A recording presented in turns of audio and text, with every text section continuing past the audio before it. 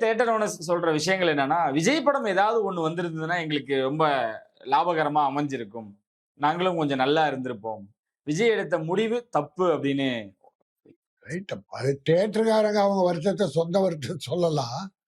அதுக்காக விஜய் ஒரு ரொம்ப காலமா கற்பனை பண்ண ஒரு உலகம். அவர் 250 கோடியை விட்டு வர்றாருன்னா அவர்ல வருத்தப்படணும். இப்ப எனக்கு வேண்டாம், மக்களுக்கு நான் சேவை செய்யணும் அப்படின்னு வந்திருக்காரு. அது என்ன சேவை செய்ய போறாரு தெரியல. ம். இனிமேதான் இப்போ பால பாடத்துல இருந்து எலிமெண்டரி ஸ்கூலுக்கு வந்திருக்காரு. ஓகே. ஒரு ஒரு ஒரு 5-6 கூட்டம் சரியா ஆர்கனைஸ் பண்ணல. ம்.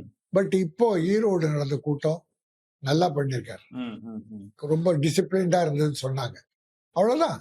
இதெல்லாம் ஒரு அனுபவம் தான். அதனால இந்த எலெக்ஷனுக்கு அவர் ஒன்றும் சொல்ல முடியாது. ம். இப்போ இத்தனை வருஷமா, அதாவது சினிமா உலகத்துல மட்டும் இல்ல, அரசியல் உலகத்திலையும் நான் தான் முதலமைச்சர் சொல்லிட்டு வந்தவங்க யாருமே கிடையாது. ம். இவர் ஒண்டிதான் நான் வந்த உடனே முதலமைச்சர் வந்தது. அது பெரிய தப்பு. மக்கள் பார்த்து முடிவு பண்ணிருக்கு.